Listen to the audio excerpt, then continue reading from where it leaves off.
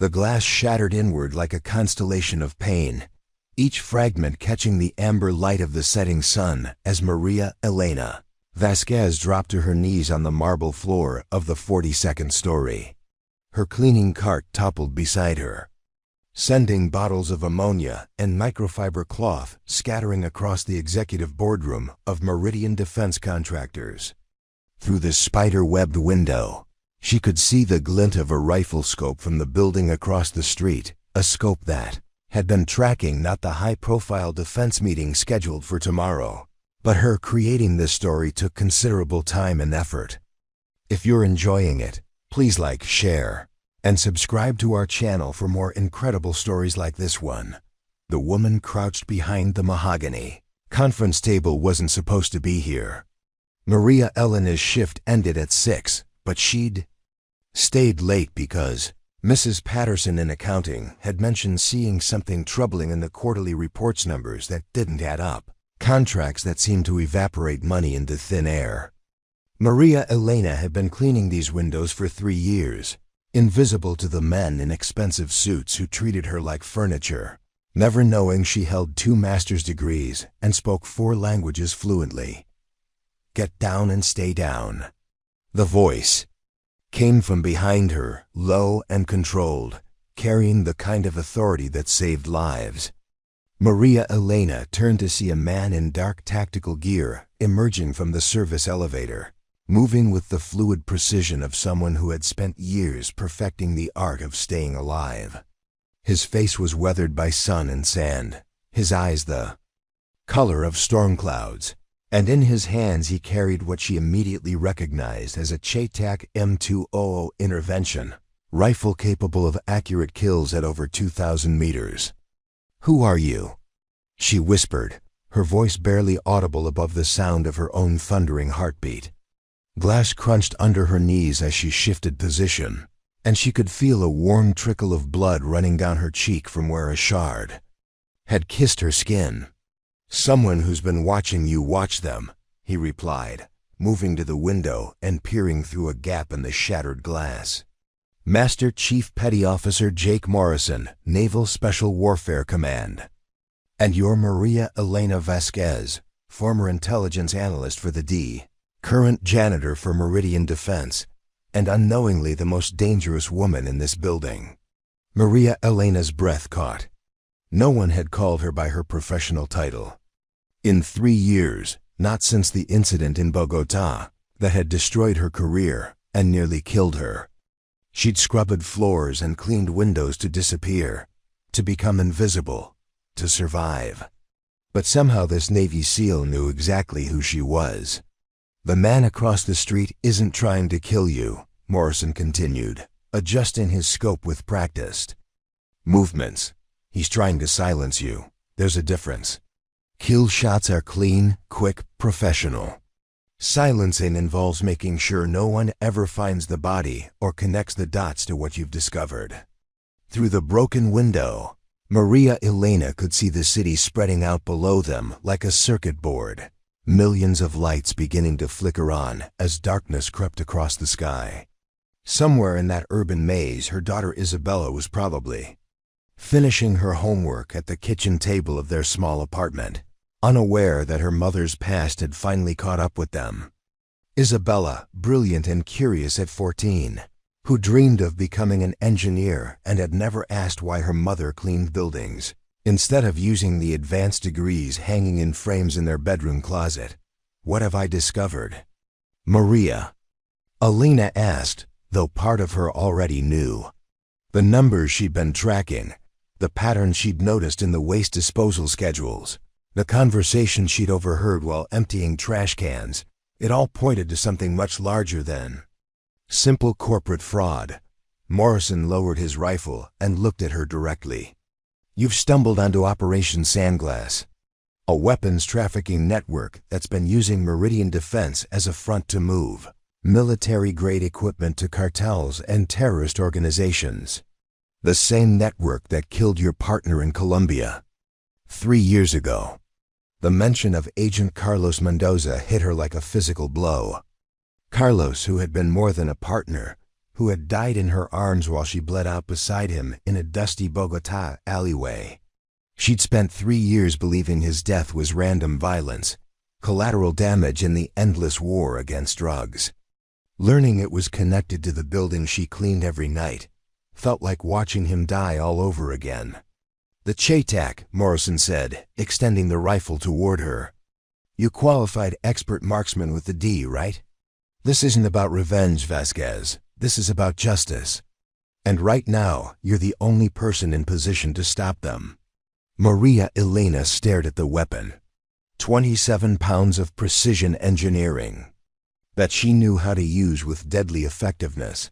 3 years of scrubbing floors hadn't dulled her muscle memory. The rifle felt familiar in her hands, her training intact despite the years of hiding. "There are civilians in this building," she said, her training overriding her fear. "Security guards, late workers, maintenance staff. All accounted for and evacuated through the service tunnels 20 minutes ago," Morrison replied. "I've had a team watching this place for 6 months, waiting for the right moment to move. You're staying late tonight, discovering what you discovered. That wasn't coincidence. That was the universe giving us our opening." Through the shattered window, Maria Elena could see movement in the building across the street. Multiple figures. Multiple weapons, all trained on their position. The sniper who had fired the initial shot was just the beginning. This was a coordinated operation designed to eliminate every trace of Operation Sandglass, starting with the cleaning woman who had seen too much. "My daughter," Maria Elena whispered. "Safe," Morrison assured her. "My team extracted her from school 2 hours ago. She's with federal marshals right now, probably wondering why she's eating pizza with people who won't tell her their real names." The rifle settled naturally into her hands, her training immediately reasserting itself. 3 years of hiding hadn't erased her skills. They had only been dormant, waiting for this moment. The stock settled against her shoulder like an old friend, and her breathing automatically shifted to the controlled rhythm she'd learned at Quantico a lifetime ago. "The men across the street," Morrison continued, "they're not just smugglers. They're the same crew that took out your partner, that burned your safe house, that forced you to disappear.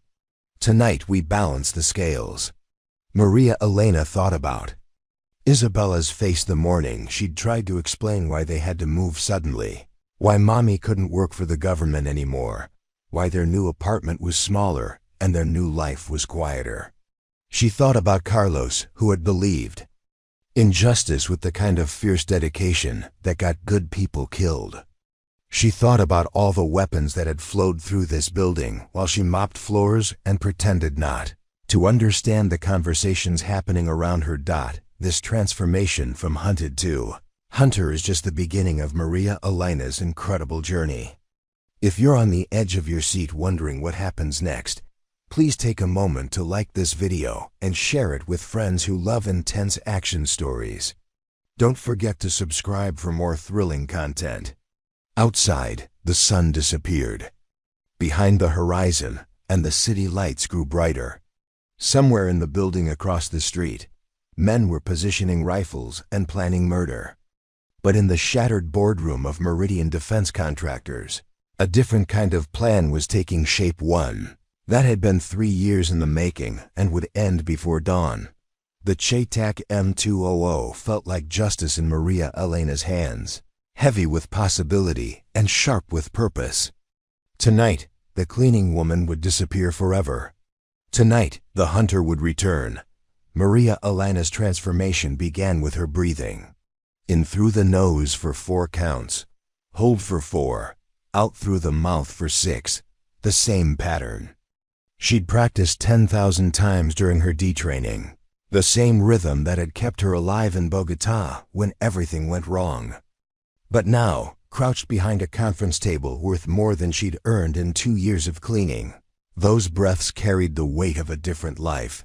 Morrison watched her with the patient intensity of a sniper, recognizing the shift from civilian fear to operational focus. "Tell me about your routine," he said quietly, never taking his eyes off the building across the street. Everything. When you arrive, where you go, who talks to you. She closed her eyes, letting her mind drift back. To this morning, was it really only 12 hours ago? When her biggest concern had been whether Isabella would remember to eat the lunch she'd packed. I arrive at 4:30 p.m. through the service entrance on the east side. Badge in with security, exchange pleasantries with Marcus, he's been the evening guard for 8 years, has 3 grandchildren and a bad knee from Vietnam. Then I take the service elevator to 40, work my way down floor by floor. The memory felt surreal now, like watching someone else's life through bulletproof glass. Maria Elena Vasquez, professional ghost, invisible woman with a cart full of cleaning supplies and a head full of secrets she pretended not to understand. How many times had she stood in this exact spot, wiping down windows while defense contractors discussed weapon shipments in language they assumed she couldn't comprehend? Floor 38 is where they meet, she continued. Every Tuesday and Thursday, 7 p.m. sharp. Conference room 3812. I always schedule my cleaning around their meetings, arrive early, stay late, empty trash cans while they think I'm deaf. And mute. She paused, remembering fragments of conversation that had seemed meaningless at the time. Desert Eagle shipments. Modifications to M4 carbines. Something called the Caracas Pipeline. Morrison's jaw tightened. The Caracas Pipeline is how they've been moving weapons south. Military surplus sold to shell companies, then lost in transit and rerouted to cartel buyers. Your partner stumbled onto the Colombia end of that operation. Carlos, always Carlos. Haunting every decision, every breath, every moment of the last 3 years. Maria Elena could still smell his cologne mixed with blood, could still feel his hand going slack in hers as the life drained out of his eyes. He'd been investigating weapons trafficking when he died, following a lead about American military equipment showing up in cartel hands. She'd assumed his death was punishment for getting too close to local drug operations. Learning it connected to her current life felt like the universe playing a cruel joke. I stopped being Maria Elena Vasquez the day he died, she said, her voice barely above a whisper. Became Elena Mendoza, instead took his last name because keeping mine felt like painting a target on Isabella's back. Got the job here through a temp agency, convinced them I barely spoke English, kept my head down and my mouth shut. The woman who had emerged from that Bogota hospital 3 years ago bore little resemblance to the intelligence analyst who had walked into that warehouse. That woman had been confident, ambitious, driven by an unshakable belief in justice and the system's ability to deliver it. Elena Mendoza was quieter, more careful, content to disappear into the background and watch her daughter grow up safely. Anonymous, but you never stopped watching, Morrison observed. 3 years of emptying trash cans and wiping windows, and you kept your eyes open, kept your mind sharp, started noticing patterns. She nodded, remembering the gradual recognition that had crept over her like sunrise. The first hint had been a shipping manifest in a wastebasket, detailing a transfer of desert combat equipment to a company that didn't exist. Then conversations about coastal routes and corrupt customs officials. Finally a name that made her blood freeze. Alejandro Restrepo, the Colombian arms dealer who had ordered Carlos's death. 6 months ago, I started keeping copies, she admitted. Documents, shipping records, photographs of license plates in the parking garage. Stored everything in a safety deposit box downtown. Insurance in case they ever figured out who I really was. Morrison smiled grimly. They figured it out 2 days ago. Facial recognition software finally matched Elena Mendoza to Maria Elena Vasquez, former D. Took them this long because you've been very good at being invisible. The weight of the Chey Tac in her hands felt heavier now, loaded with the implications of 3 years' worth of deception finally unraveling. She thought about Isabella, brilliant and trusting, who had never questioned why her mother seemed overqualified for janitorial work. Isabella, who wanted to build bridges and design skyscrapers, who deserved a mother who could stand in the light instead of hiding in shadows. "My daughter thinks I clean buildings because I like the quiet," Maria Elena said. She's never asked why someone with 2 master's degrees empties trash cans for a living. Smart girl, but she respects boundaries, doesn't push where she senses danger. Through the broken window, she could see muzzle flashes from the building across the street, not aimed shots, but positioning signals. Professional mercenaries moving into coordinated firing positions, treating this like the military operation. It had become. They weren't just trying to kill a cleaning woman anymore. They were trying to eliminate a trained intelligence operative who had spent 3 years documenting their crimes. The hardest part, Maria Elena continued, wasn't learning to be invisible. It was learning to be helpless. Standing in that boardroom every Tuesday, listening to them plan operations that would put weapons in the hands of people who killed children, and not being able to do anything about it. Some nights I'd go home and stare at my service weapon in the bedroom closet, wondering if I was a coward for choosing Isabella's safety over other people's lives. Morrison adjusted his scope, tracking movement in the opposite building. "You weren't being a coward, you were being a mother. There's a difference."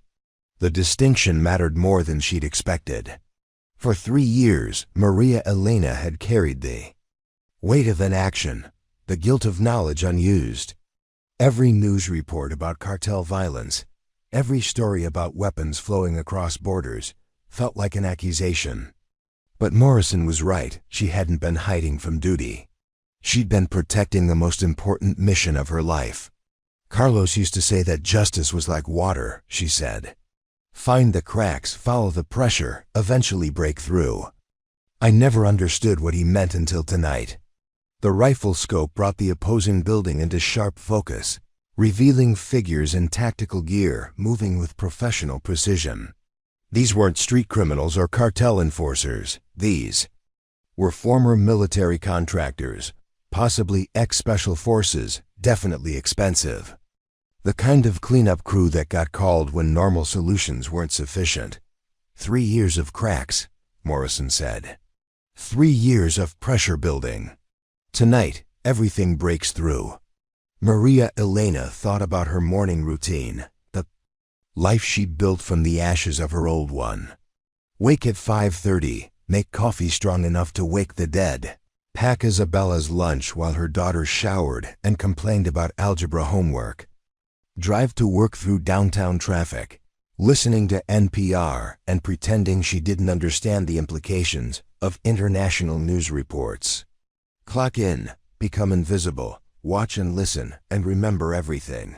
That life was ending tonight, had probably ended the moment she'd stayed late to dig deeper into those financial records. But something else was beginning, something that felt like the woman she'd been before Bogota. Before Carlos died in her arms, before she'd learned that sometimes the system failed and good people paid the price. "My service weapon," she said suddenly. "It's at home, in a gun safe in my bedroom closet. Glock 19, fully loaded, hasn't been fired in 3 years. Won't need it," Morrison replied. "The Chey Tac is all we'll need for tonight's work." But Maria Elena was already thinking beyond tonight, beyond the immediate threat. If they survived the next few hours, if they managed to expose Operation Sandglass and neutralize the cleanup crew, what then? She could never go back to being Elena Mendoza, invisible cleaning woman. But could she return to being Maria Elena Vasquez, D-agent, without putting Isabella in permanent danger? The questions would have to wait. Across the street, the mercenaries were taking their final positions, and the night's real work was about to begin.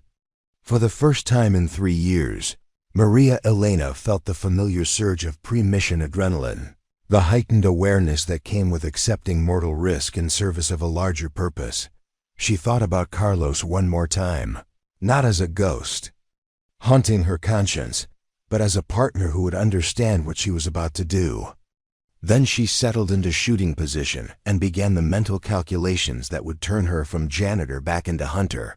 The first shot came at 9:47 p.m., exactly 17 minutes after Morrison had finished explaining why Maria Elena's 3 years of intelligence gathering made her the most valuable asset in a 50-block radius. The bullet spider-webbed the reinforced glass 6 inches from her head, and she rolled left while her training kicked in with mechanical precision. Muzzle. Flash, 11 o'clock, 43rd floor, she called out, the tactical language flowing back like muscle memory. The Chey Tac felt increasingly natural in her hands as she sighted through the scope, calculating wind speed and trajectory with the same methodical accuracy she'd once applied to analyzing cartel communication patterns. Morrison moved to the opposite window, providing covering fire with his secondary weapon while coordinating with an unseen team through his headset. Overwatch, this is Guardian. Package is secure and operational. Requesting immediate support, Building B, floors 40 to 45. Through her scope, Maria Elena could see at least 4 shooters in the opposing building, their positions carefully coordinated to provide overlapping fields of fire. Professional work, expensive work, the kind that required significant funding and military-grade planning. This wasn't a hasty cleanup operation. This was a full-scale assault designed to eliminate every trace of Operation Sandglass.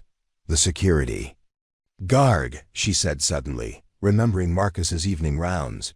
He does a building sweep at 10 p.m. every night. If he walks into this. Already handled, Morrison assured her. My team intercepted him in the parking garage, told him there was a gas leak on 42. He's been evacuated along with everyone else.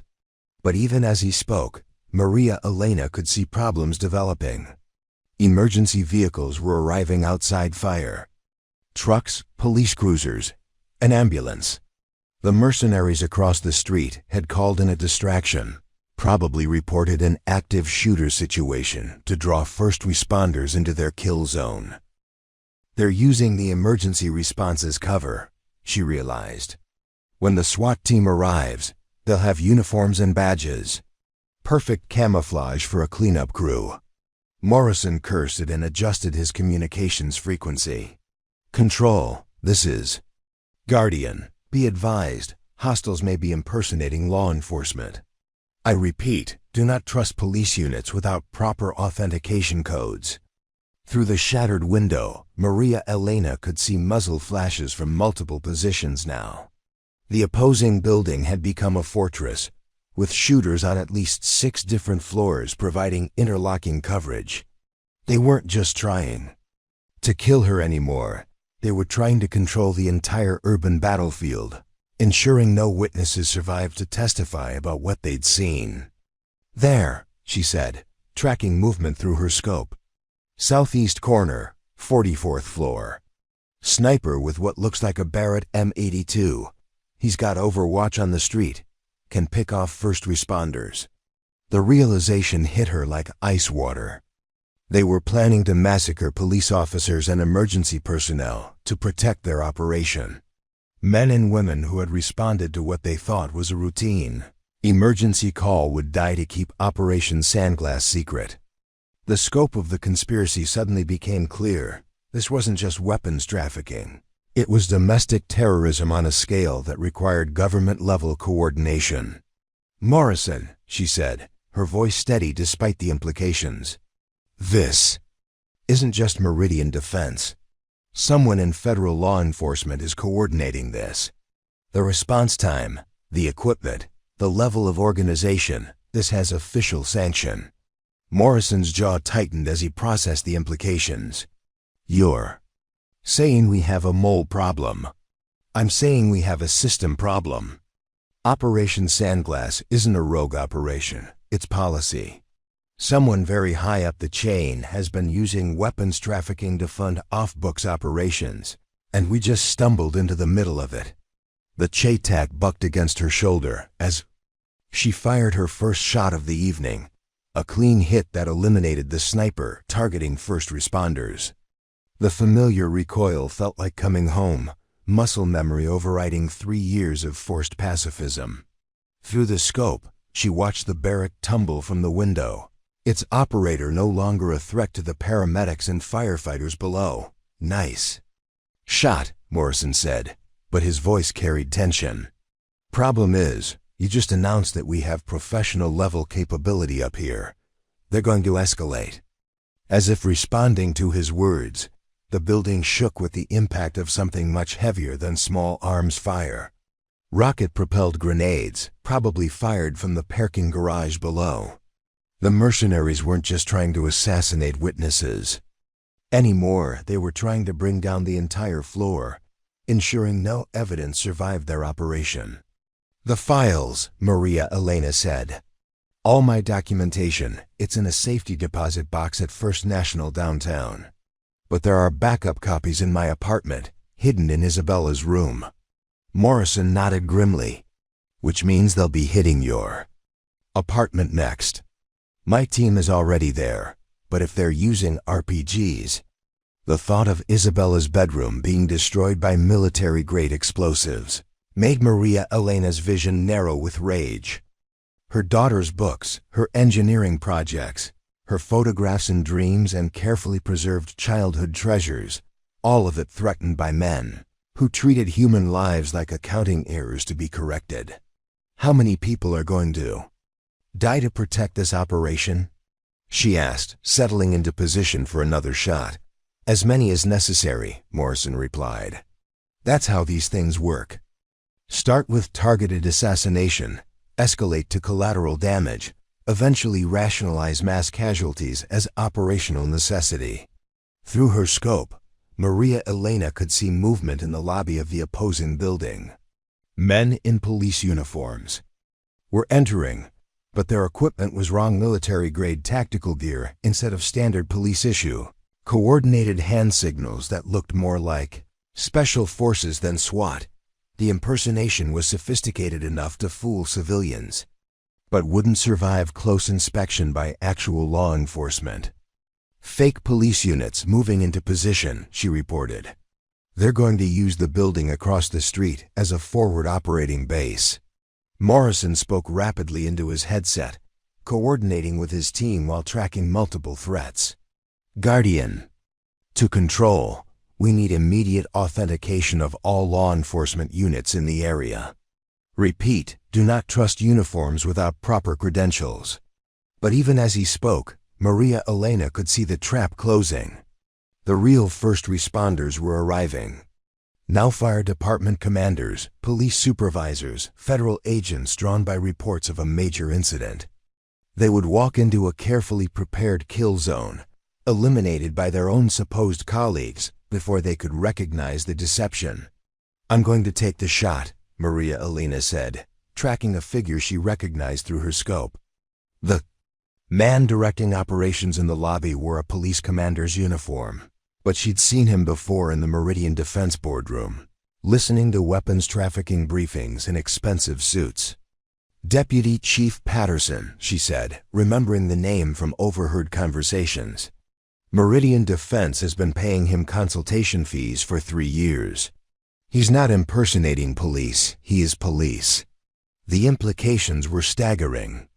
Operation Sandglass had corrupted law enforcement at the highest levels, ensuring that investigations were terminated, evidence disappeared, and witnesses suffered fatal accidents. The conspiracy reached into the very institutions supposed to protect the public from the kind of crimes they were committing. "How deep does this go?" Morrison asked, though his expression suggested he already knew the answer. "Deep enough that they're willing to level a city block to protect it," Maria Elena replied, watching RPG teams position themselves on multiple floors. "This isn't damage control anymore. This is scorched earth."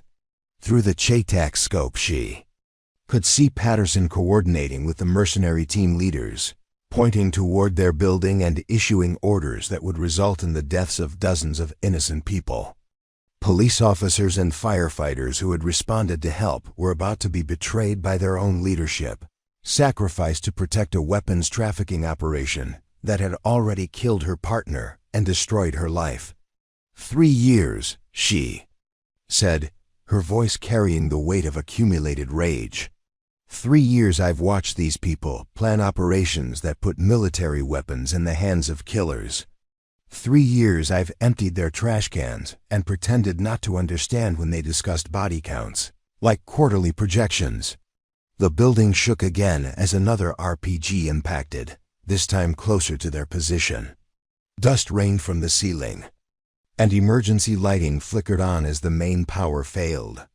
Through the broken windows, Maria Elena could see real police units arriving, their officers about to walk into a massacre orchestrated by their own command structure. "Time to even the odds," she said, and squeezed the trigger. Deputy Chief Patterson's head snapped back in a crimson spray that painted the lobby windows of the opposing building, his corrupt authority ending with Maria Elena's perfectly placed shot. The Chey Tac report echoed across the urban canyon between buildings like a bell tolling for justice 3 years overdue. "Clean hit," Morrison confirmed, but his expression remained grim. "Problem is, you just killed a high-ranking police official. Every law enforcement agency in the city is about to declare us enemy number 1. Through her scope, Maria Elena watched the mercenary teams react to their coordinator's death with professional discipline. Instead of panic, they immediately shifted to secondary protocols, with a new figure emerging to take Patterson's place, someone she recognized with a chill that had nothing to do with the night air flowing through the shattered windows. "Assistant Director Sarah Chun," she whispered, watching the woman she'd once reported to during her D-days. "My former supervisor. She's the one who reassigned me to Colombia, who insisted Carlos and I investigate the weapons trafficking reports. Despite inadequate backup, the betrayal cut deeper than any bullet could have." Chun had been more than a supervisor, she'd been a mentor, the woman who'd encouraged Maria Elena to pursue intelligence analysis, who'd supported her through the academy and early field assignments. Learning that Chun had orchestrated the Colombia mission that killed Carlos felt like watching her past rewrite itself in blood. "She sent us into that warehouse knowing it was a trap," Maria Elena continued, her voice hollow with recognition. "Told us the intelligence was solid, that backup would be in position, that the local authorities could be trusted. Carlos died because the woman I looked up to was working for the other side." Morrison adjusted his position, tracking new movement. "In the building across the street. How long has Chun been running you?" "Probably since the beginning. Every assignment, every operation, every piece of intelligence I gathered for the DED, all went through her first. She's been shaping my career for years, positioning me where I could be most useful." Maria Elena felt sick as the implications became clear. "She's the one who recommended me for the Colombia assignment. She's the one who insisted I take the Meridian Defense job after Carlos died." The pieces fell into place with horrible clarity. Chun had orchestrated every major event in Maria Elena's professional life, from recruitment through destruction and reconstruction. The cleaning job at Meridian Defense hadn't been random placement, it had been carefully designed positioning, putting a trained intelligence analyst inside the operation with instructions to remain invisible and unaware. "She wanted me here," Maria Elena realized. "Not as a threat, but as insurance. If the operation ever got compromised, she had a former DEA agent already in place to take the blame. The perfect patsy, disgraced, desperate, with a documented history of investigating weapons trafficking." Through the Chey Tac scope, she could see Chun coordinating the mercenary teams with the same efficient competence she'd once applied to legitimate law enforcement operations.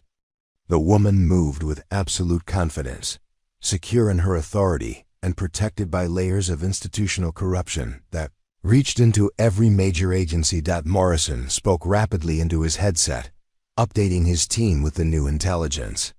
"Control. Be advised we have federal law enforcement compromise at the assistant director level. Repeat, do not trust DIA command authority without independent verification.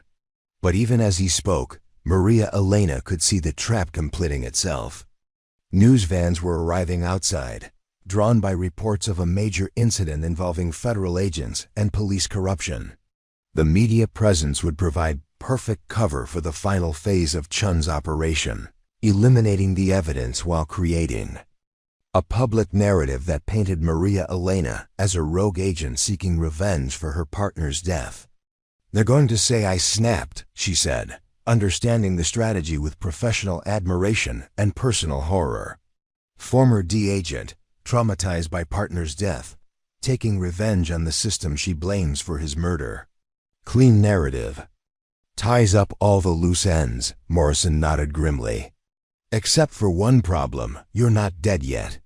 Through her scope, Maria Elena watched Chen issuing orders to teams positioned throughout both buildings. The woman's lips were moving with the crisp authority of someone accustomed to absolute obedience, but her body language suggested growing frustration. The operation should have been finished hours ago, with Maria Elena's body already disposed of and the evidence cleaned up. Instead, she was actively fighting back with professional-level capability and inside knowledge of the conspiracy.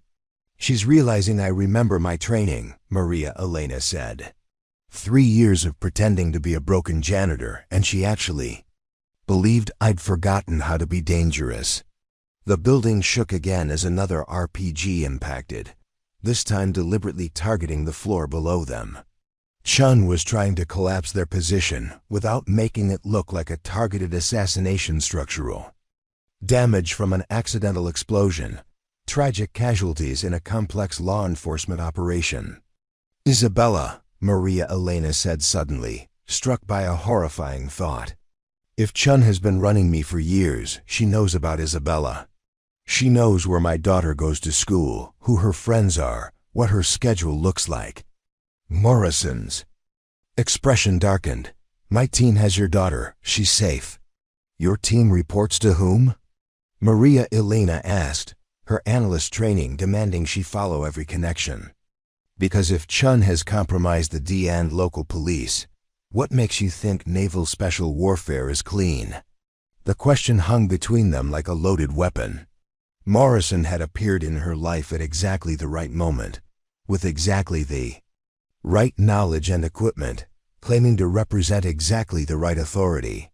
But in a conspiracy this deep, trust became a luxury that could prove fatal.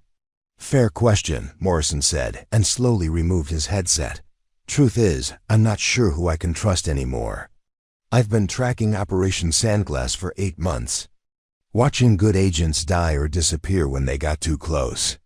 You're the first real break in the case, but that also makes you the most valuable target."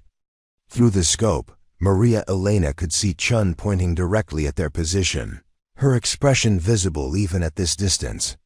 The woman looked furious, her carefully planned operation unraveling in real time. But more importantly, she looked desperate, and desperate authority figures made predictably dangerous decisions. "She's going to try to bring down both buildings," Maria Elena realized. "Make it look like a terrorist attack or gas explosion. Eliminate all the evidence and witnesses in one operation." Morrison nodded. "Which means we need to get out of here and take this fight to them. Can't win from a defensive position when they control the narrative and the response." But Maria Elena was already moving, her mind racing through tactical possibilities. 3 years of invisible observation had given her detailed knowledge of both buildings' layouts, security systems, and structural weaknesses. Combined with her intelligence training and Morrison's special operations expertise, they might have just enough capability to turn Chun's trap into her downfall. "The parking garage," she said. "Both buildings share an underground structure. If we can access the maintenance tunnels, we can move between buildings without exposing ourselves to sniper fire." Morrison smiled for the first time since the shooting started. "Now you're thinking like an operator again." But even as they prepared to move, Maria Elena could see emergency vehicles being repositioned outside not to provide aid, but to control the scene when the buildings came down. Chun was preparing to sacrifice dozens of first responders to protect Operation Sandglass, treating police officers and paramedics as acceptable casualties in her war against justice. How many people is she willing to kill? Maria Elena asked. Morrison's expression was grim. All of them if necessary. That's what makes this so dangerous. She's not just protecting a weapons trafficking operation anymore. She's protecting a way of life, a system that's made her rich and powerful. People will do anything to preserve that. Through the Chey Tac scope, Maria Elena took one last look at Chun coordinating the massacre of innocent first responders. Then she slung the rifle across her back and began moving toward the service elevator, ready to take the fight to the woman who had destroyed her life and killed her partner. The cleaning woman was gone forever. The hunter had fully returned.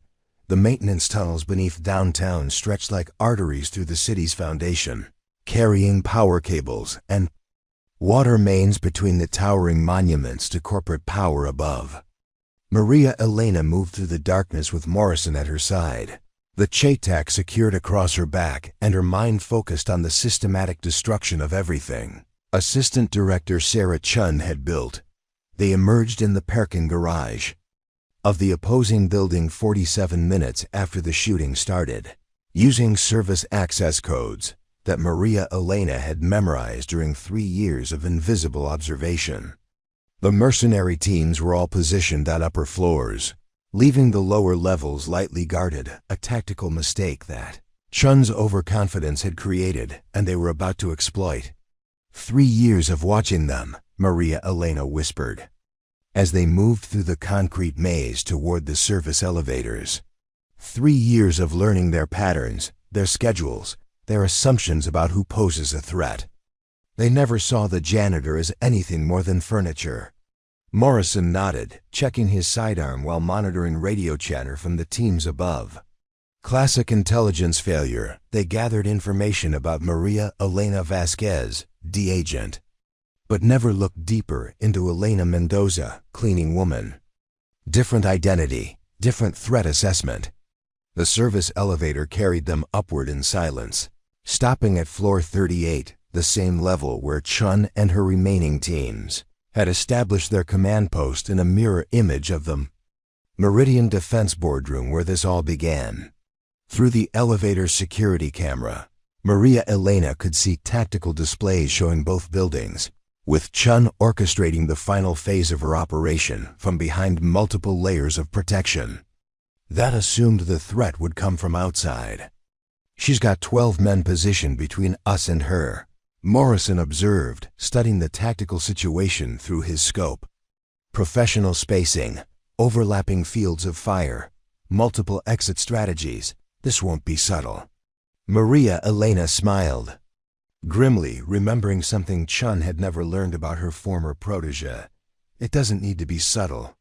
It needs to be personal. She moved to the building's internal communication system, using maintenance access codes to patch into the executive conference room where Chun was coordinating her operation. Her voice, when it came through the speakers, carried 3 years of suppressed rage and the cold precision of professional intelligence training. "Hello, Sarah." The effect was immediate and visible through the security monitors. Chun's head snapped up, her composed expression cracking for the first time since the operation began.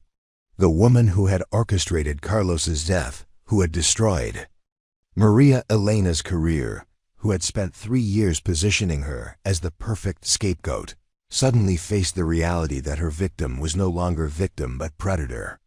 "Maria Elena," Chun replied, her voice artificially calm through the communication system. "I wondered when you'd figure it out. Though I admit, I expected you to run rather than fight." "You trained me better than that," Maria Elena replied.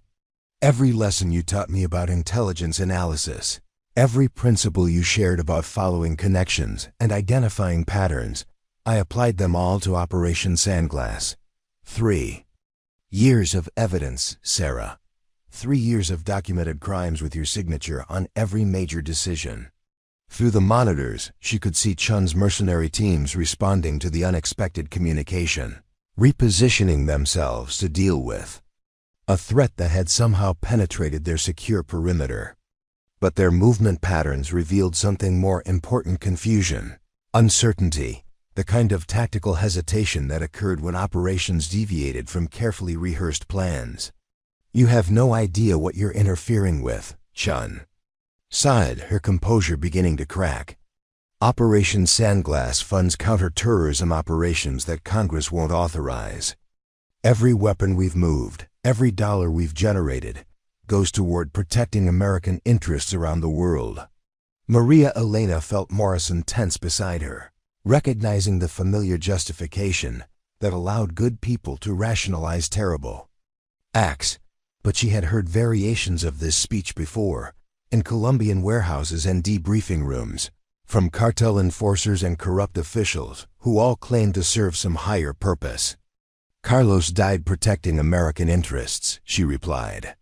"He died because you sent him into a trap to protect your weapons trafficking operation. How many other agents have died for your definition of patriotism?" The question struck home with visible impact.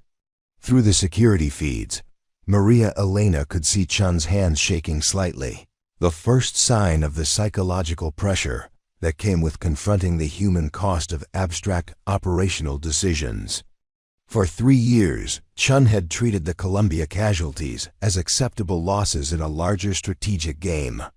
Now she faced the widow of one of those losses, armed and dangerous and demanding accountability. "Agent Rodriguez in Guadalajara, Maria." Elena continued, her voice carrying the weight of research and documentation. "Agent Thompson in Guatemala City. Agent Foster in San Salvador. All killed investigating weapons trafficking. All sent into operations you coordinated. All sacrificed to protect Operation Sandglass." Morrison moved toward the stairwell, preparing to advance on Chun's position while Maria Elena maintained psychological pressure through the communication system. But as he reached for the door handle, she stopped him with a gesture that carried absolute authority. "This ends with her and me," she said quietly. "Personal accountability for personal crimes." Through the monitors, she could see Chun issuing rapid orders to her remaining teams. But the mercenaries were beginning to show signs of professional doubt. They had signed contracts to eliminate a rogue cleaning woman, not to massacre federal agents and face the widow of their employer's victims in direct confrontation. The psychological dynamic was shifting, and Chun was losing control of both the narrative and her people. "You can't win this," Chun said through the communication system, but her voice carried desperation rather than confidence. "Even if you kill me, the operation continues. There are others higher up the chain who understand what's necessary to protect this country." Maria Elena began moving through the building's service corridors, using her intimate knowledge of the layout to approach Chun's position from an unexpected direction. 3 years of cleaning these floors had taught her every blind spot, every structural weakness, every route that security cameras couldn't cover. "Maybe," she replied. "But you're the one who killed Carlos. You're the one who destroyed my life. You're the one who turned me into a weapon aimed at your own operation. And now that weapon is coming for you." The psychological warfare was having its intended effect. Through the security monitors, Maria Elena could see Chun's mercenary teams beginning to abandon their positions, recognizing that their employer was compromised and their operation had devolved into a personal vendetta that offered no strategic value. Professional soldiers understood when to fight and when to withdraw, and this situation was rapidly becoming untenable. "Your men are leaving you, Sarah," Maria Elena observed, watching the tactical displays as red dots began disappearing from the building schematic. "Turns out professional soldiers don't like working for people who sacrifice their own agents for profit." Morrison had taken position in the main corridor, providing overwatch while Maria Elena maneuvered through maintenance areas toward Chun's final position. But even as she moved, her former supervisor's voice came through the speakers. With a new tone, not desperation, but the cold calculation of someone making a final terrible decision. "If I can't win this cleanly," Chun said, "then I'll end it permanently. The explosives we placed to bring down your building, I've just armed them for this one too. 3 minutes, Maria Elena. 3 minutes before this entire structure comes down and takes half the city block with it." The revelation hit like a physical blow. Chun wasn't just willing to sacrifice her own operation to eliminate Maria Elena. She was prepared to commit mass murder on a scale that would make the evening news for years to come. Hundreds of innocent people in the surrounding buildings. Dozens of first responders still on scene. Even her own remaining mercenaries would die to ensure that the truth about Operation Sandglass never emerged. "You're talking about terrorism," Maria Elena said, her voice carrying genuine shock at the scope of Chun's desperation. "I'm talking about operational security," Chun replied. "Some secrets are worth any price to protect." Through the security monitors, Maria Elena could see Chun moving toward what appeared to be a detonation control device, her movements efficient and purposeful, despite the psychological pressure she was under. The woman had decided that if she couldn't win, she would ensure that nobody else could either, the ultimate expression of the corrupt authority that had started this entire nightmare. "Morrison," Maria Elena called softly. "How long to evacuate the area?" 20 minutes minimum," he replied. "Too many people, too much confusion. She's got us trapped." But Maria Elena was already moving, her mind calculating angles and distances, with the precision that had made her one of the DEA's most effective intelligence analysts. 3 years of invisible observation had taught her more than just building layouts and security systems. It had taught her how people moved under pressure, how they made decisions, and how they revealed their weaknesses when they thought nobody was watching. The Chey Tac felt perfect in her hands as she took final aim. Not just at Chun, but at everything the woman represented: the corruption, the betrayal, the casual sacrifice of innocent lives for abstract principles. Through the scope, she could see her former mentor reaching for the detonation device, and she knew that the next few seconds would determine whether justice prevailed or whether hundreds of people would die to protect the secrets of Operation Sandglass. "Carlos," she whispered, and squeezed the trigger. 6 months later, the congressional hearing room buzzed with the kind of controlled chaos that accompanied major government scandals, cameras capturing every gesture as Maria Elena Vasquez no longer Elena Mendoza delivered testimony that would reshape federal law enforcement for a generation. She wore a simple black suit, her hair pulled back in a professional style that emphasized the scar running along her left cheek, a permanent reminder of that night when glass had shattered and lives had changed forever. The scope of Operation Sandglass extended far beyond simple weapons trafficking. She said into the microphone, her voice steady despite the gravity of her revelations. "We have documented evidence of federal agents in at least 4 agencies providing operational support, local law enforcement officials receiving regular payments, and congressional staffers facilitating legislative cover for illegal arms transfers." Senator Patricia Williams, the committee chair, leaned forward with the expression of someone who had spent months trying to understand how such corruption could have flourished undetected. "Ms. Vasquez, in your professional opinion, how many American agents died to protect this operation?" Maria Elena consulted the folder before her. 3 years' worth of intelligence gathering condensed into a devastating indictment of institutional failure. "At least 17, Senator. Possibly more.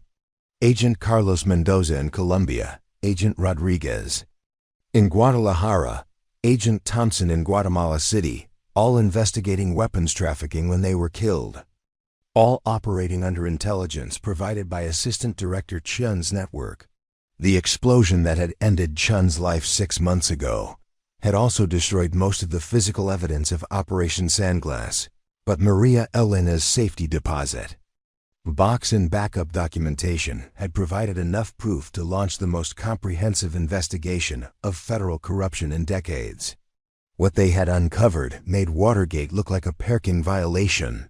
The human cost extends beyond federal agents, she continued.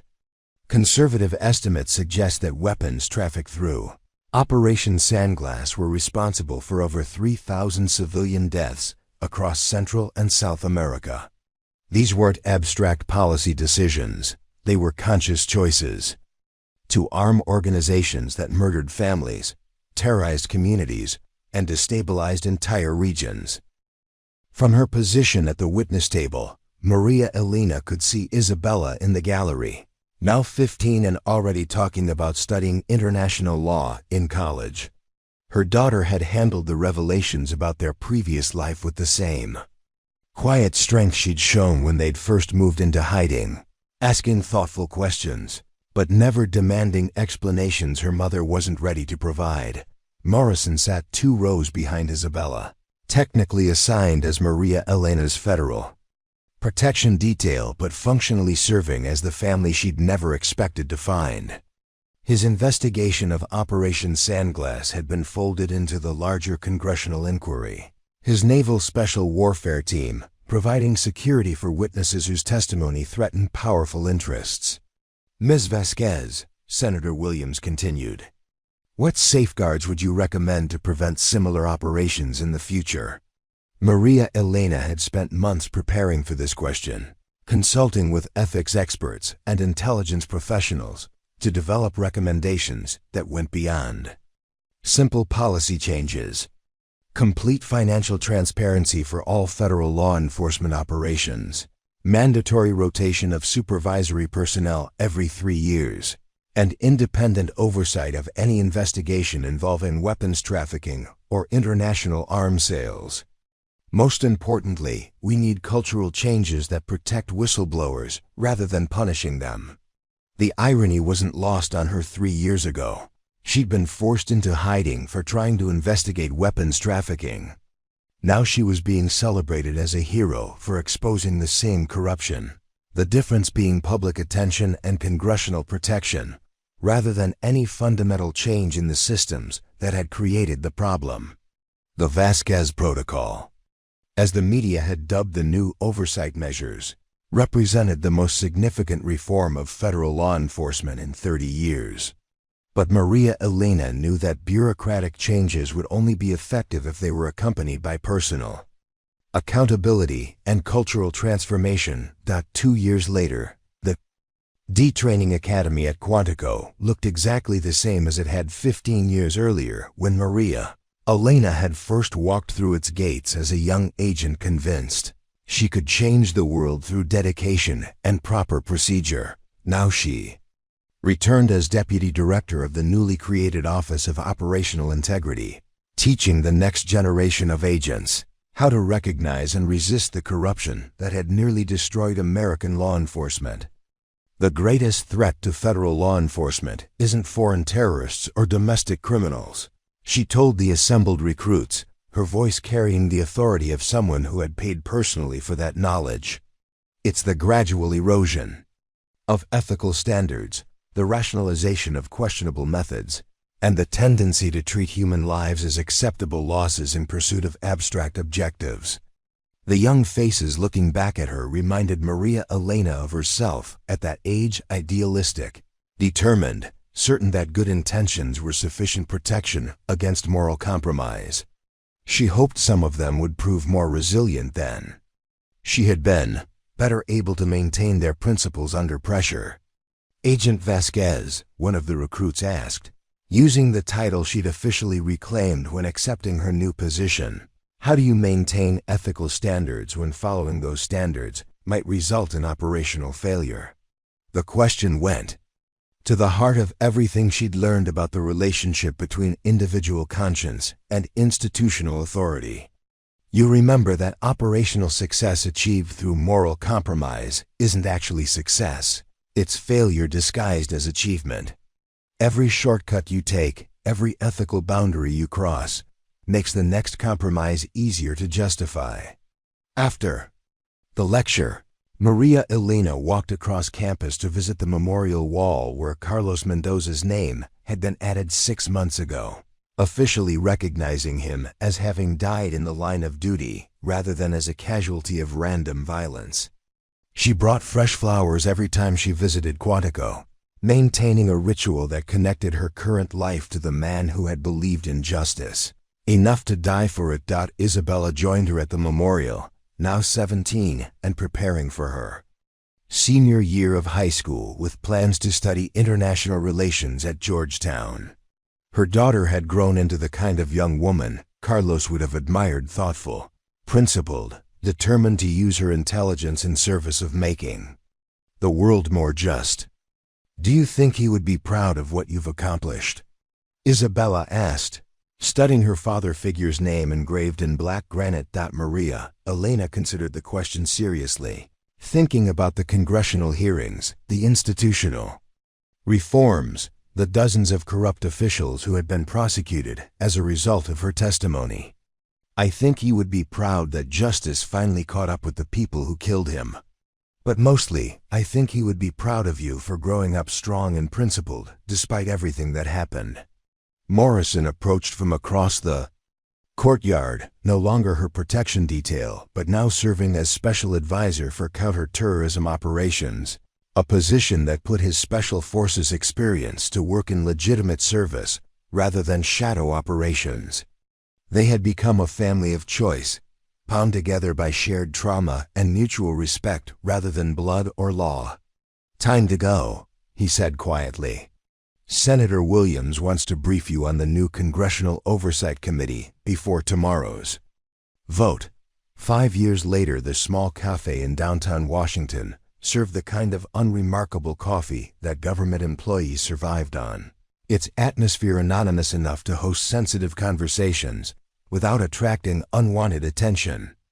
Maria Elena sat across from a young FBI analyst named Rodriguez, no relation to the agent who had died in Guadalajara, listening to concerns about weapons trafficking through private military contractors.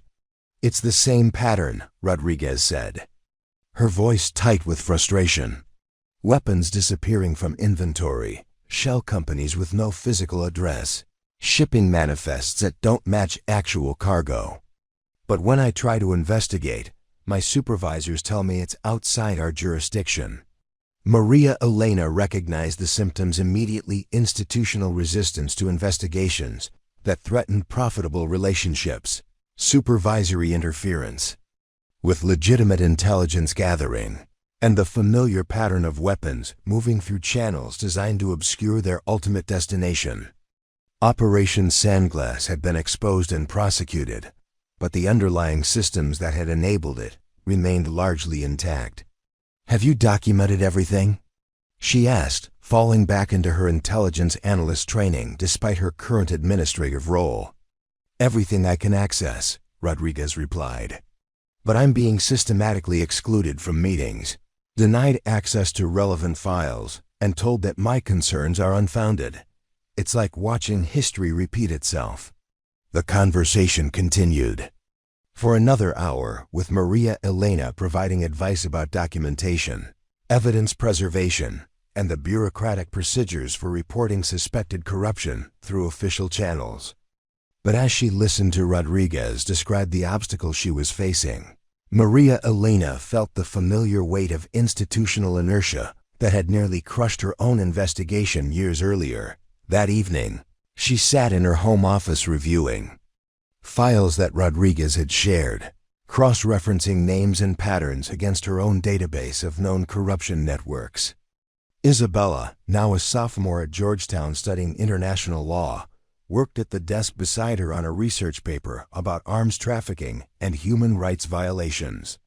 "Mom," Isabella said without looking up from her laptop, "do you ever worry that all your work on Operation Sandglass was just treating symptoms rather than curing the disease?"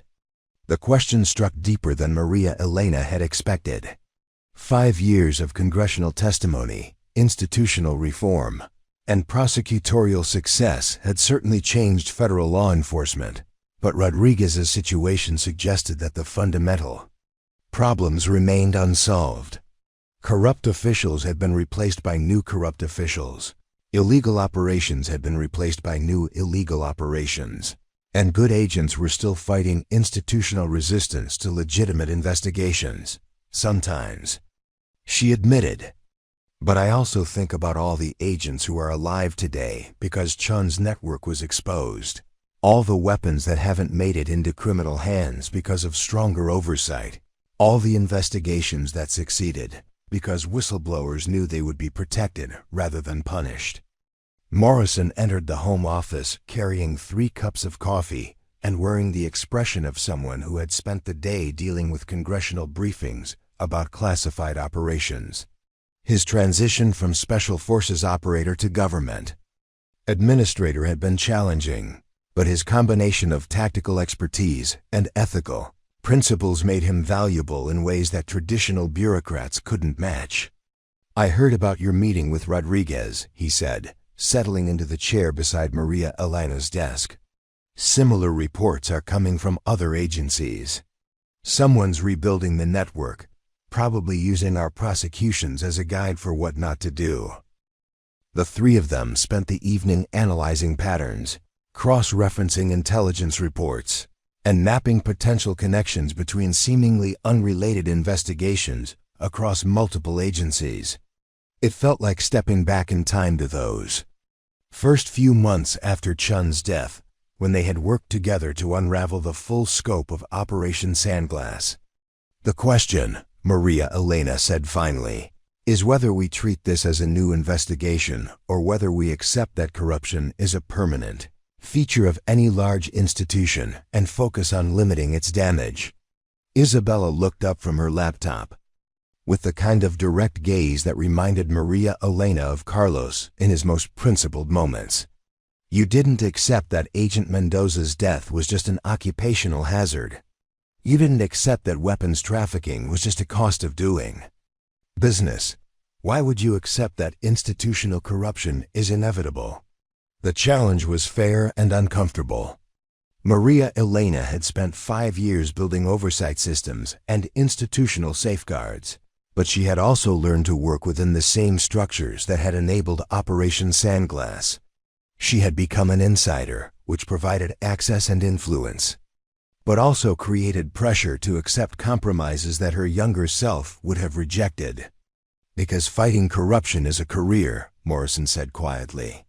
"You can spend your entire professional life investigating one network, prosecuting its leadership, implementing reforms to prevent its recurrence, and then watch similar networks emerge using different methods and different people. At some point, you have to decide whether you're trying to eliminate corruption or just manage it." The conversation continued late into the evening, with no clear resolution but a growing recognition that the choices they had made 5 years ago in that shattered boardroom were still defining their lives and their responsibilities. Maria Elena had returned from hiding to seek justice for Carlos's death and had succeeded beyond her wildest expectations. But success had brought new responsibilities and new moral complexities that were harder to navigate than the clear-cut confrontation with Chun's mercenary teams. 10 years later, the university lecture hall held 200 graduate students in criminal justice and international relations, their faces reflecting the same mixture of idealism and uncertainty that Maria Elena remembered from her own student days. As Director Emeritus of the Office of Operational Integrity and visiting professor at Georgetown, she had spent the past 3 years teaching courses on ethics and law enforcement and the challenges of investigating institutional corruption. "The question you should be asking yourselves," she told the assembled students, "isn't whether corruption exists in government agencies. It does, and it always will. The question is whether you're prepared to recognize it, document it, and resist it when doing so might cost you your career, your relationships, and possibly your life." Among the students sat Isabella, now 25 and completing her doctorate in international law while working as a research analyst for a nonprofit. organization that monitored weapons trafficking. Her daughter had chosen a different path than federal law enforcement, but one that remained committed to the same principles of justice and accountability that had driven Maria Elena's career. Professor Vasquez, one of the students asked, "Given the personal cost of your investigation into Operation Sandglass, would you make the same choices again?" It was the question she was asked most frequently during public appearances, and one she had never been able to answer with complete certainty. The investigation had cost her 3 years of hiding, had put her daughter at risk, and had required her to kill multiple people in direct confrontation. But it had also resulted in justice for Carlos, accountability for corruption that had cost dozens of lives, and reforms that had probably saved hundreds more. "I would make the same choices," she said after a moment of reflection, "but I would try to make them earlier. The greatest mistake I made wasn't investigating Operation Sandglass. It was waiting 3 years to do something about what I had discovered. Fear is understandable, but it becomes complicity when it prevents action. That could save lives." After the lecture, Maria Elena walked across campus with Isabella, enjoying one of their regular conversations about career choices, family obligations, and the challenge of maintaining ethical principles in complex institutional environments. Her daughter had grown into exactly the kind of person Carlos would have been proud to know: intelligent, principled, and committed to using her capabilities in service of justice. "I've been accepted to the State Department's Foreign Service Program," Isabella said as they reached the campus coffee shop where they often met after Maria Elena's lectures. "They want me to specialize in arms control and international security." The news brought mixed emotions. Maria Elena was proud of her daughter's accomplishments and her commitment to public service, but she also understood the institutional pressures and moral complexities that Isabella would face in federal service. The State Department had been one of the agencies implicated in Operation Sandglass, and while reforms had been implemented, bureaucratic culture changed slowly and imperfectly. Are you prepared for the reality that you might have to choose between career advancement and ethical principles? Maria Elena asked, drawing on 25 years of experience in federal law enforcement. "I'm prepared for the possibility that my career might look different than I originally planned," Isabella replied. "But I'm not prepared to accept that corruption and moral compromise are inevitable. Someone has to believe that institutions can be better than they are, and someone has to be willing to work toward that improvement." The conversation reminded Maria Elena of her own idealism at that age, the certainty that good intentions and proper procedures were sufficient protection against institutional pressure. She hoped Isabella would prove more resilient than she had been, better able to navigate moral complexities without losing her principles or her life. Morrison joined them at the coffee shop, now serving as special counsel for congressional oversight, and looking forward to retirement in a few years.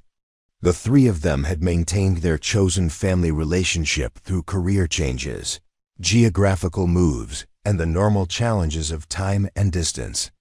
Their shared experience of that night 10 years ago had created bonds that transcended professional relationships or casual friendship. "Any word from Rodriguez?" Maria Elena asked, referring to the FBI analyst whose concerns about weapons trafficking had sparked a new investigation 5 years ago. "Promoted to assistant director," Morrison replied with satisfaction. Her investigation led to prosecutions in 3 agencies and congressional hearings that resulted in additional oversight measures. The Rodriguez Protocol is being implemented across all federal law enforcement agencies. The pattern was familiar and encouraging individual agents identifying corruption, facing institutional resistance, eventually succeeding through persistence and proper support. The systems Maria Elena had helped create were working, at least partially, at least sometimes. "And the weapons trafficking network she was investigating?" Isabella asked. Morrison's expression grew more serious. "Disrupted, but not eliminated. New networks are already forming, using different methods and different cover organizations. It's like playing whack-a-mole with billion-dollar consequences. The conversation continued through the afternoon, covering topics that ranged from specific investigations to broader questions about the relationship between individual conscience and institutional authority.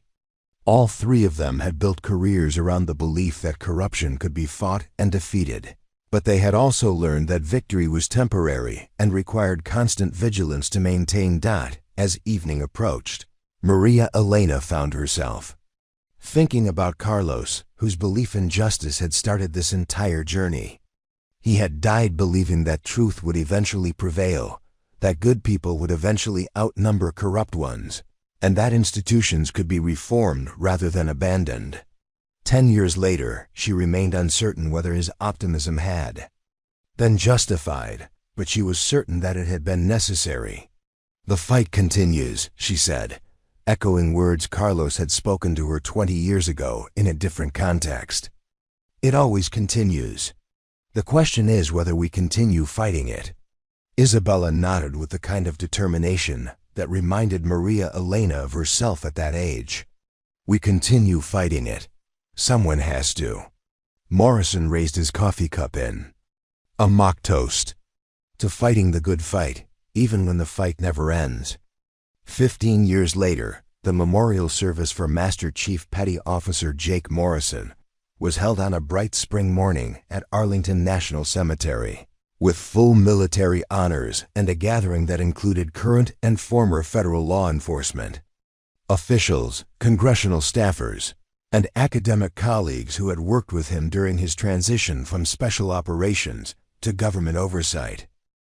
Maria Elena stood with Isabella and Isabella's own daughter, 3-year-old Elena, named after her grandmother, listening to the eulogy that summarized Morrison's career in terms that honored his service while omitting most of the classified details that had defined his work.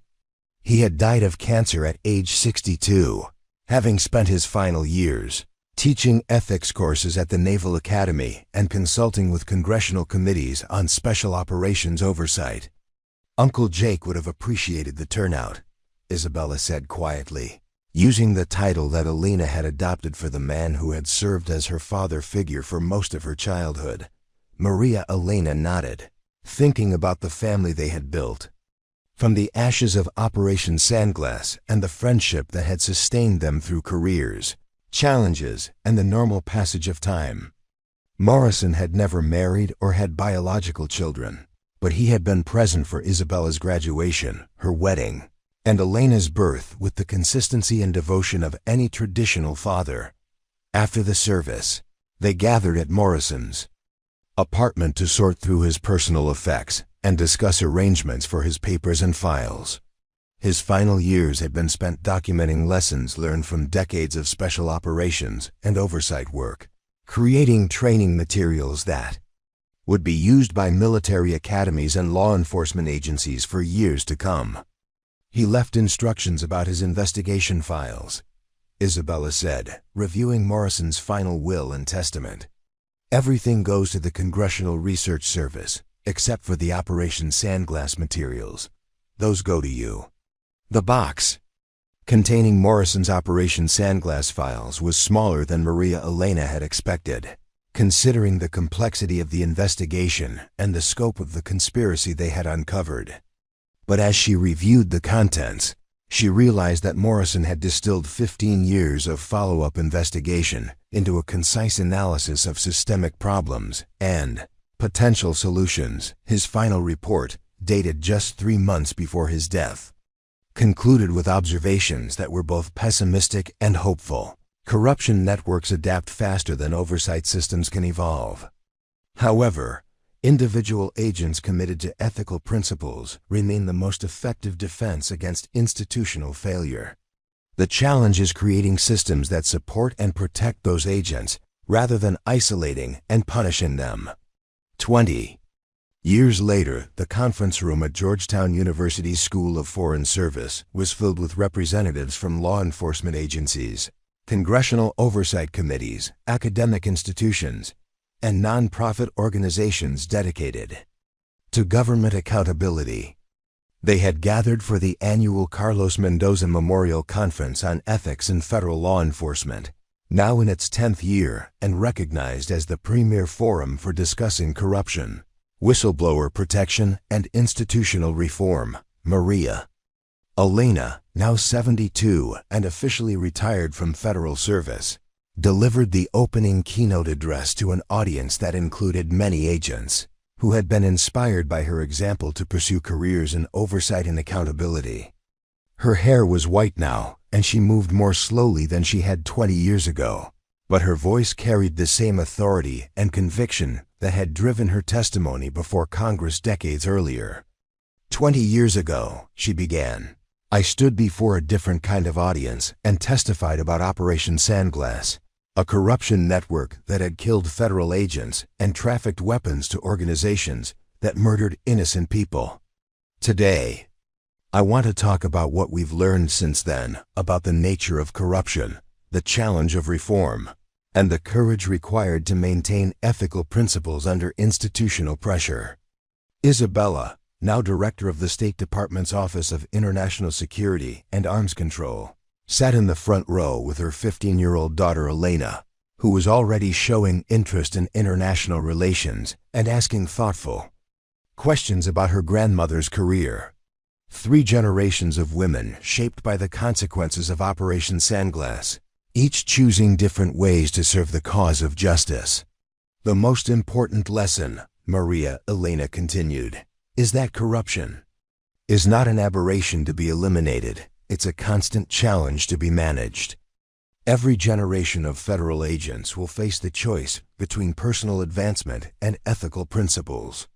Every generation will include individuals who rationalize moral compromise in service of abstract objectives. And every generation will need agents who are prepared to risk everything to expose and resist that corruption. During the question and answer session that followed, a young FBI analyst asked about the psychological toll of whistleblowing and the challenge of maintaining personal relationships while investigating institutional corruption. The question echoed concerns that Rodriguez had raised 15 years ago and that Maria Elena herself had faced during the darkest days of her investigation. The personal cost is real and significant, she replied honestly.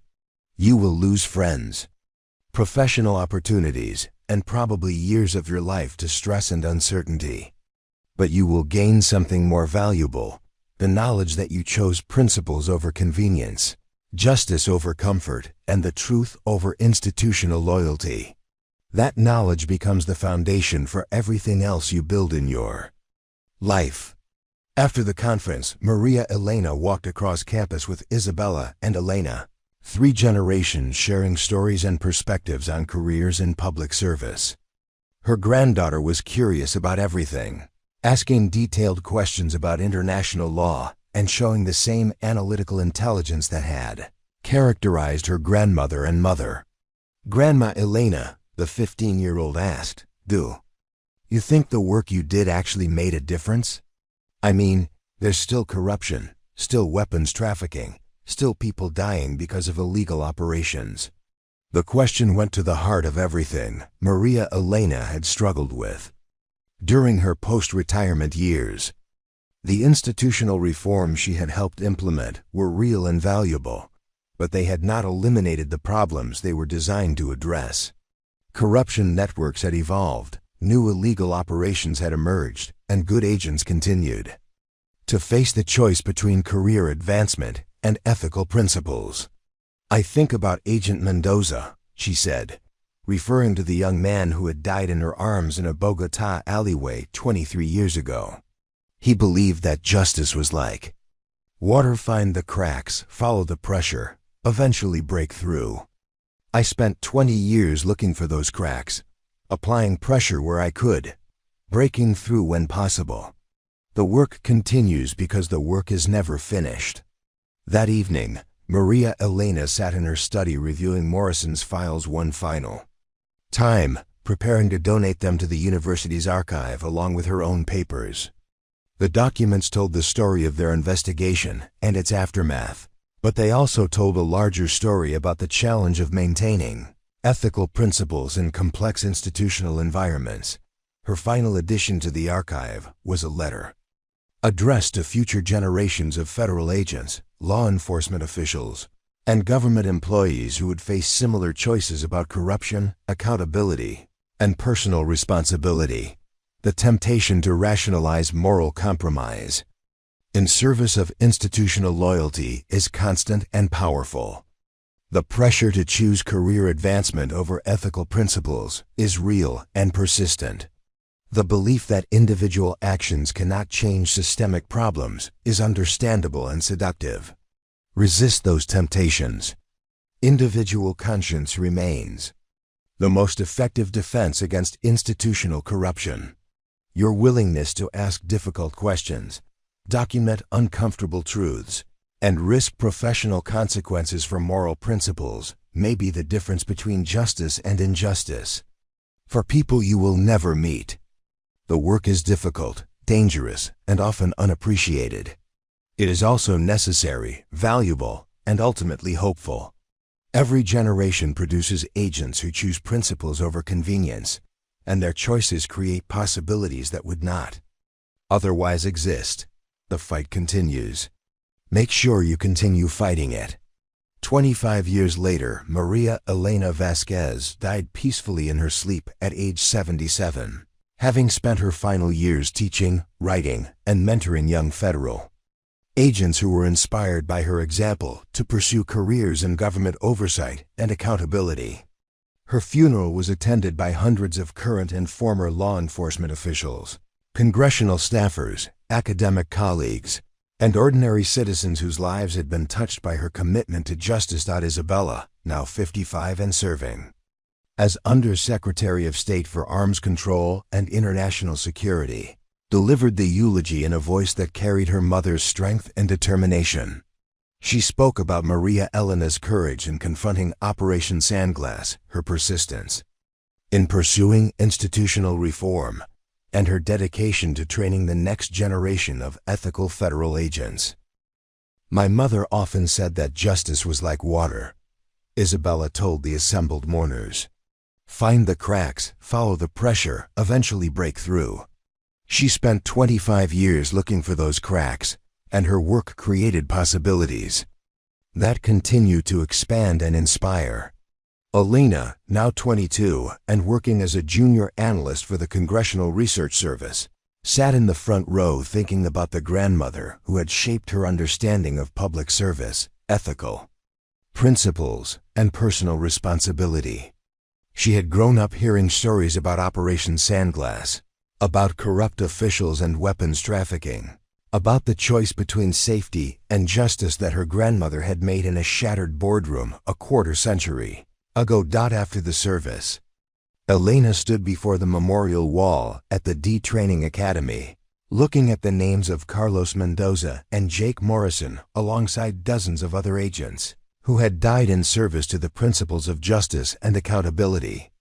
Her grandmother's name would not appear on this wall. Maria Elena had died of natural causes in comfortable retirement, but her influence lived on in the agents she had trained and the systems she had helped create.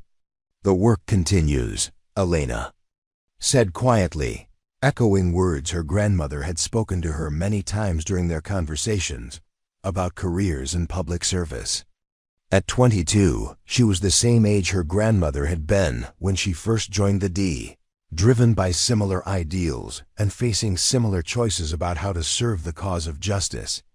The Carlos Mendoza Memorial Conference would continue, now expanded to include sessions on emerging challenges in federal law enforcement and new methods of corruption that required innovative oversight strategies.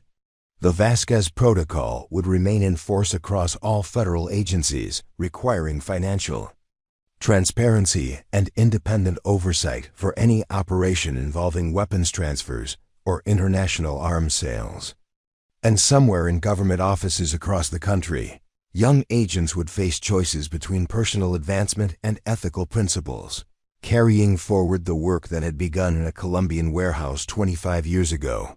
30 years later, Elena Vasquez, now 52 and serving as director of the FBI's Public Corruption Unit, stood before a congressional committee investigating allegations of weapons trafficking through private military contractors. The patterns were familiar shell companies with no physical address, shipping manifests that didn't match actual cargo, supervisory interference with legitimate investigations. But the technology had evolved, and the networks had grown more sophisticated. Operation Digital Sandglass, as the media had dubbed the new investigation, represented the evolution of corruption into the cyber age. Weapons transfers were now coordinated through encrypted communications, financial transactions flowed through cryptocurrency exchanges, and evidence disappeared into digital dead ends that made the old paper trails look simple by comparison. The fundamental challenges remain unchanged, Elena testified, her voice carrying the same authority that had characterized her grandmother's congressional appearances 3 decades earlier. Institutional corruption adapts to new technology, but it still requires individual agents willing to risk their careers to expose illegal operations. Among the committee members sat Senator Elena Vasquez, now 65 and serving her second term as chair of the Senate Intelligence Committee. Mother and daughter had both built careers around their family's commitment to government accountability, approaching the mission from different institutional perspectives, but united by shared principles. Director Vasquez, Senator Williams's daughter, asked. She had inherited her mother's committee position and her dedication to oversight. What lessons from the original Operation Sandglass investigation are applicable to current digital threats? Elena consulted her prepared testimony, but she also drew on 30 years of family stories and professional experience. The technology changes, but the human elements remain constant. Corruption still requires people making conscious choices to prioritize personal benefit over institutional mission. Detection still depends on individual agents noticing patterns and having the courage to report what they've discovered. After the hearing, Elena and Isabella met for dinner at the same downtown cafe where Maria Elena had once briefed Rodriguez about institutional resistance to corruption investigations. The restaurant had changed ownership several times, but it remained a place where government employees could have sensitive conversations without attracting unwanted attention. Sometimes I feel like we're fighting the same war our grandmother started, Isabella said, reviewing classified briefing materials that detailed the scope of current weapons trafficking operations. Different names, different technology, but the same fundamental patterns of corruption and institutional failure. Elena nodded, thinking about the cyclical nature of their work and the challenge of maintaining optimism in the face of persistent problems. But we're fighting it with better tools, stronger oversight systems, and institutional protections that didn't exist when she was investigating Operation Sandglass. The Vasquez protocols have prevented dozens of similar operations from developing. Their conversation was interrupted by Elena's secure phone, displaying an urgent message from one of her field agents investigating suspicious weapons transfers through a company called Meridian Global Solutions, a corporate descendant of the original Meridian Defense Contractors, operating under new management, but potentially continuing similar illegal activities.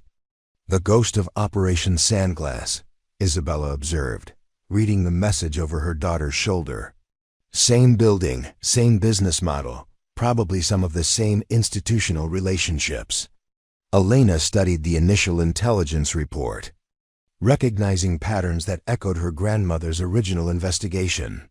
Weapons disappearing from military inventory, private contractors with unexplained funding sources, and shipping records that suggested systematic falsification of cargo. Manifests. Agent Martinez, Elena said into her secure phone, I want full surveillance on Meridian Global Solutions, financial analysis of their funding sources, and background investigations on all senior personnel. Treat this as a potential resurrection of Operation Sandglass. The investigation that followed consumed the next 6 months, revealing a corruption network that had learned from the failures of its predecessor while exploiting new vulnerabilities in digital oversight systems.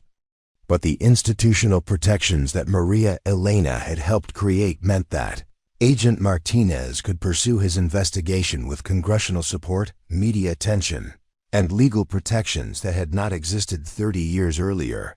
35 years later, the university auditorium was filled with criminal justice students, federal agents, congressional staffers, and academic researchers who had gathered for the final lecture in Elena Vasquez's distinguished career. At 57, she was retiring from federal service to accept a position as Dean of Georgetown's School of Government Ethics, continuing the family tradition of teaching public service principles to the next generation. 35 years ago, she began, my grandmother faced a choice between personal safety and professional responsibility. She had discovered evidence of massive corruption, but exposing it would put her life and her daughter's life at risk.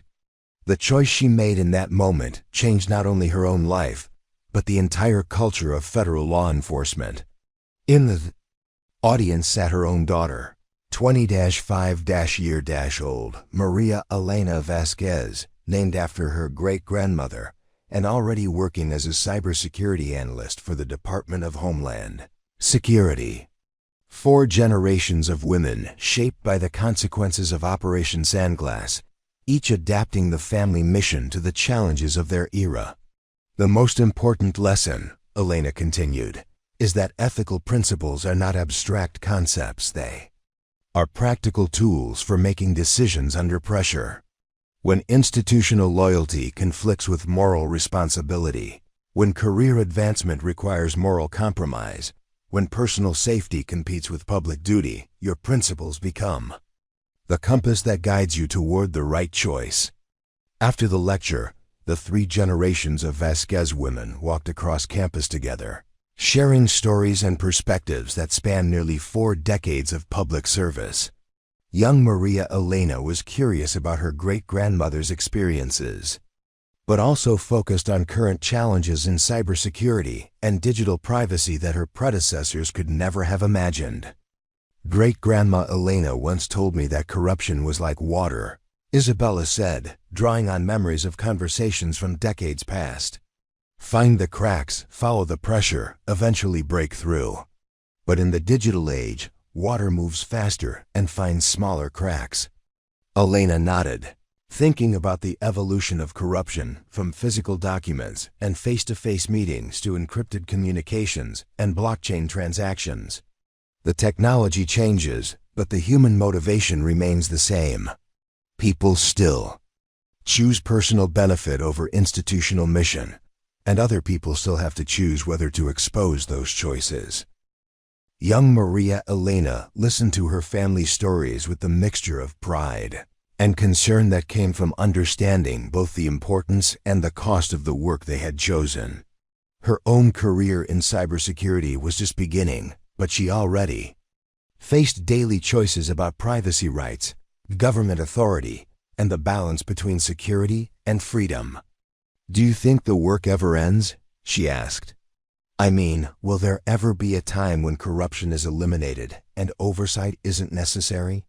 The question echoed conversations that had taken place in this family for decades, each generation asking whether their sacrifices had ultimately made a difference.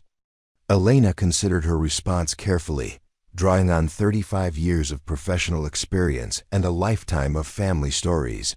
"The work never ends," she said finally. "But that's not a failure, it's a feature. Every generation produces people who choose principles over convenience, and their choices create possibilities for the next generation. Your great-grandmother made choices that protected me. I made choices that will protect you. You'll make choices that will protect your children." That evening, Elena sat in her office reviewing files that would be transferred to the Congressional Archive, documenting 35 years of investigations into corruption, weapons trafficking, and institutional failure. The scope and sophistication of illegal operations had evolved dramatically, but the fundamental patterns remained remarkably consistent.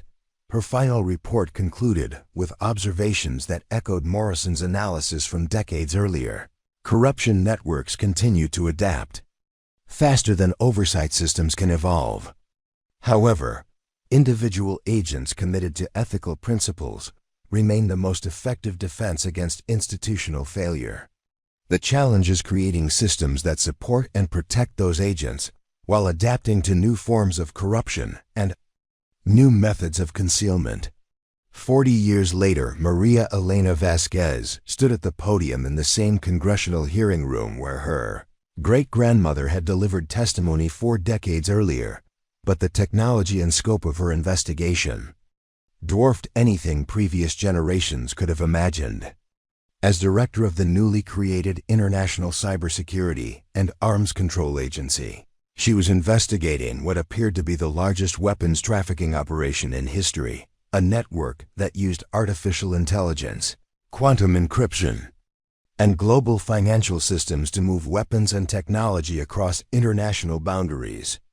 Operation Quantum Sandglass, she told the assembled senators, represents the evolution of corruption into the age of artificial intelligence and global digital networks. The fundamental patterns remain unchanged: weapons disappearing from official inventory, private contractors with unexplained funding, and systematic falsification of security records, but the scale and sophistication have increased exponentially. The investigation had begun 18 months earlier when AI-powered financial analysis systems had detected anomalies in defense contractor payments that human analysts had missed. Pattern recognition algorithms had identified correlations between weapons transfers and cryptocurrency transactions that spanned dozens of countries and hundreds of shell companies. The networks we're investigating today are descendants of Operation Sandglass, Maria Elena continued, operated by organizations that have learned from previous failures while exploiting new vulnerabilities in digital oversight systems. They use the same institutional relationships, the same corruption of authority, but with technology that makes detection and prosecution exponentially more difficult. Senator Chun, great-granddaughter of the woman who had orchestrated the original Operation Sandglass, asked about the challenges of investigating crimes that crossed international boundaries and existed primarily in digital spaces. The irony was not lost on Maria Elena, who had spent months analyzing whether the current Senator Chun was connected to her predecessor's corruption network. "The greatest challenge," Maria Elena replied, "is that criminal networks can now operate at light speed while oversight systems still operate at bureaucratic speed. By the time we identify illegal operations, document evidence, and coordinate with international partners, the networks have evolved, moved, and adapted to our investigative methods."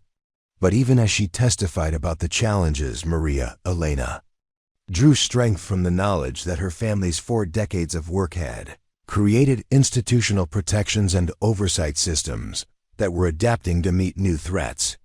The Vasquez protocols had evolved into comprehensive international standards for monitoring weapons transfers, and the Congressional Research Service had developed AI-powered tools for detecting corruption patterns across multiple agencies and countries. After the hearing, Maria Elena met with her mother Elena, now 72 and serving as Professor Emeritus of Government Ethics at Georgetown. They discussed the cyclical nature of corruption investigations and the challenge of maintaining institutional memory across generations of reform and regression. "Your great-grandmother would be proud," Elena said, reviewing classified materials that detailed the scope of current weapons trafficking operations. "But she would also be frustrated that we're still fighting variations of the same war she started 40 years ago." Maria Elena nodded, thinking about the persistence of human nature and institutional failure across technological and generational changes. "But we're fighting with better tools, stronger international cooperation, and institutional protections that have prevented hundreds of similar operations from succeeding. The work builds on itself, even if it never ends." That evening, Maria Elena stood before the memorial wall at FBI headquarters, reading the names of agents who had died investigating corruption over the past 4 decades. Her great-grandmother's name was not on the wall. Maria Elena Vasquez had died peacefully, in retirement, but her influence lived on in the agents she had inspired and the systems she had helped create. "The work continues," Maria Elena said quietly, speaking to the wall as much as to herself.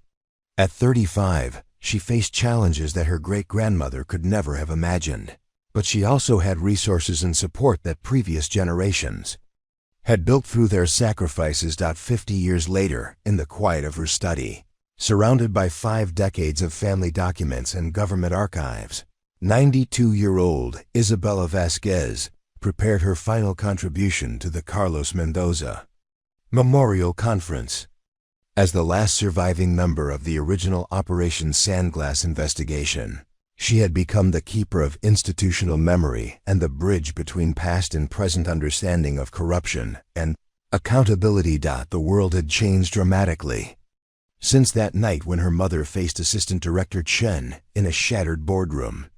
Artificial intelligence now monitored financial transactions in real time. Quantum communication systems provided unbreakable encryption for sensitive operations, and international law enforcement cooperated through digital networks that shared information at light speed. But the fundamental challenges remained unchanged. Corruption still required people making conscious choices to prioritize personal benefit over institutional mission. Detection still depended on individual agents noticing patterns and having the courage to report what they discovered. And reform still required sacrifices from people who chose principles over convenience. The greatest victory of Operation Sandglass, Isabella wrote in her final paper, was not the prosecution of corrupt officials or the implementation of oversight systems. It was the demonstration that individual conscience, properly supported and protected, could challenge institutional power and create possibilities that would not otherwise exist. Young agents reading her words 50 years in the future would face different challenges with different technology, but they would make the same fundamental choices about personal integrity and institutional responsibility. The work would continue because the work was never finished, and each generation would build on the sacrifices of their predecessors while adapting to the challenges of their own era. In a small apartment across the city, Isabella's great-granddaughter prepared for her first day at the Federal Bureau of Investigation, carrying forward a family tradition that had begun with a simple decision to investigate unusual financial records in a defense contractor's trash can. She would face new forms of corruption with new tools for detection and prevention, but she would be guided by the same principles that had motivated her ancestor to risk everything for justice. The work continued. It would always continue.